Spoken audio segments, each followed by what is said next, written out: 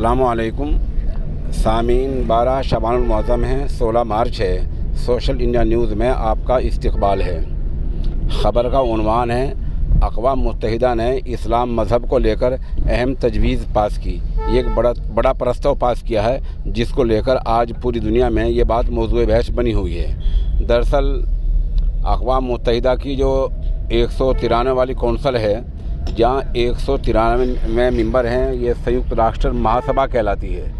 وہاں اسلامک جو ممالک ہیں ان کی تنظیم ہے OIC، ان کے ایما پر پاکستان نے ایک تجویز پیش کی تھی 24 گھنٹے پہلے، جس کا مطلب یہ ہے کہ اسلام مذہب کے خلاف جو عالمی سطح پر ریشہ دوانیاں چل رہی ہے، ہر سال 15 مارچ کو ایک دن منایا جائے اور اس دن کو اسلامو فوبیا کے خلاف دن قرار دیا جائے کہ اسلام مذہب کے ماننے والوں کو کسی ڈر کی، خوف کی ضرورت نہیں ہے۔ ایسا پرستاؤ پیش کیا تھا پاکستان نے۔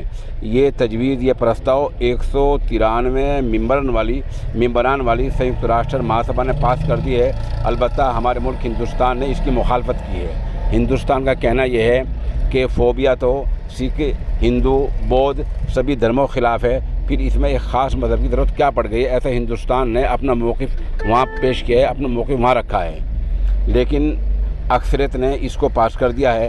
اب ہر سال 15 مارچ کو یہ دن منایا جا کرے گا اور اسلام کی حمایت میں نعرہ لگایا جا کرے گا اور اسلام کی حمایت کی جا کرے گی اور مسلمانوں سے اپیل کی جا کرے گی کہ ڈر کے اور خوف کی کوئی ضرورت نہیں ہے۔ یہ دن امریکہ میں، لندن میں، عالمی سطح پر سعودی عرب میں، پاکستان میں، بنگلہ دیش میں، ایران میں، سب جگہ منایا جا کرے گا۔